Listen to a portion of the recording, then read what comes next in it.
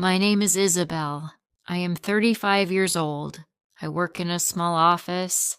I have a quiet life. One day, a new boss came to our office. His name is Robert. He is 40 years old. He is kind and friendly. He smiles a lot. His voice is soft. He makes everyone feel happy. At first, he was just my boss. I said hello. I smiled. I went back to work. But after some time, I started to feel something. I liked talking to him. I liked hearing his voice. I felt warm when he looked at me. He asked me, "Are you okay today?" I said, "Yes, thank you." But my heart was beating fast. He made me laugh. He remembered every little thing I said. He stood near me when we talked. I began to think about him at night. I didn't want to, but I couldn't stop. Then one day I saw his ring. He is married. My heart broke. I was sad. I told myself, "You must forget him," but it was too late. I was already in love. I didn't plan this. I didn't want this. But now I think of him every day. I smile at him. I talk to him. But inside I feel pain because I know he is not mine. Every day I see Robert at work. He walks past my desk. He smiles. He says, "Good morning, Isabel." I smile back and say, "Good morning." I try to look normal, but inside I feel broken. I love him, but he doesn't know my secret. No one knows. I sit in meetings with him. He looks at the screen. I look at his face. I try not to stare, but it's hard. I feel happy when I hear him talk. One day Robert stood close to me, very close. He helped me with my computer. His hand touched mine by mistake.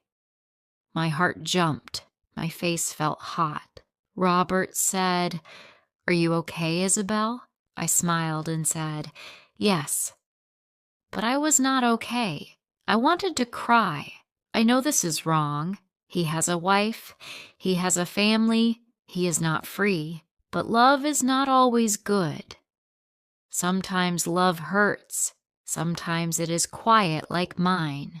A secret love, a silent love. When I go home, I think about Robert. I sit alone in my room. I ask myself, why do I feel this way? I don't know the answer. I only know one thing. I can't stop my heart. One Sunday, I went to the park. I wanted fresh air. I wanted to clear my mind. I closed my eyes for a moment. Then I heard a voice. A voice I knew. Robert. I opened my eyes. He was there, just a few steps away. But he was not alone. A woman stood next to him. She was smiling. A little boy ran to them. Then a little girl came. They laughed together. Robert picked up the girl and kissed her head. That woman was his wife. Those were his children. I froze. My heart felt heavy. I could not move. They looked so happy. They looked like a perfect family. Robert looked different. Not like my boss, but like a husband, like a father. He did not see me. I was glad. I turned my face away and looked at the trees. I wanted to cry, but I held the tears inside. I thought, this is real. Robert belongs to them, not to me. I sat there for a long time after they left. I felt empty. I felt small. I asked myself again, why did I fall in love with him? But there was no answer. I walked home slowly. That night, I didn't eat. I didn't sleep. I just lay in bed and whispered, "Forget him, Isabel. Please forget him." But my heart said, "I can't." It was Monday morning the next day. I didn't want to go to work. My heart still felt heavy after seeing Robert with his family, but I had no choice. I got ready and went to the office. I tried to stay quiet. I didn't want to talk. I didn't want to smile. Then Robert came to my desk. He looked at me and said, "Isabel, are you okay today? You look a little sad." I looked down and said, "I'm just tired." He sat beside me and said, "You're a good person, Isabel. You always help others. You're quiet but strong. You're special." My heart stopped. Special. That word stayed in my head. No one ever called me that before. I smiled, but I was shaking inside. I wanted to tell him everything. I wanted to say I love you, but I didn't. I couldn't. He smiled at me again, then went back to his office. I sat at my desk, staring at the screen, but I couldn't work. My heart was too full. That night, I looked at myself and said, "He thinks I'm special." And then I cried. I cried because I was happy. I cried because I was sad. I cried because I knew he didn't belong to me, and maybe he never would. I knew my love was real. One day after work, Robert and I stayed late in the office. We were alone. I wanted to say many things, but I was afraid. He looked at me and smiled. "Isabel," he said, "you are important to me." My heart beat fast. I looked at him. I felt scared and happy at the same time. I wanted to ask, "Do you love me?" But I said nothing. Robert spoke again. "I am married, but I like you, Isabel. You make me feel alive." My eyes filled with tears.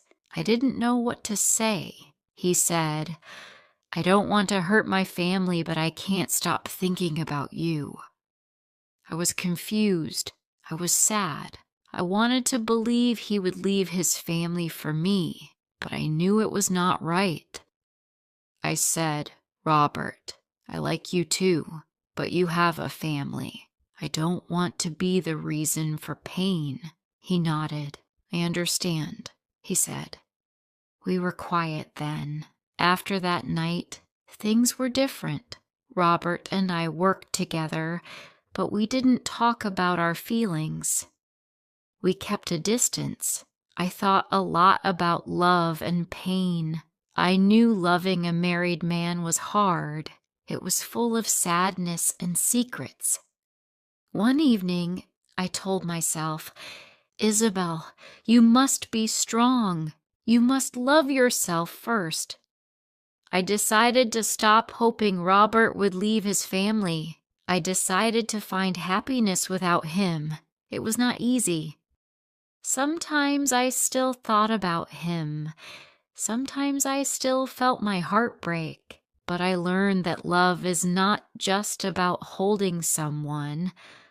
Love is also about letting go. I began to smile again. I started to love myself. Robert will always be in my heart, but now I am free and I am ready for a new beginning. If you liked this story, please like, comment, share, and subscribe.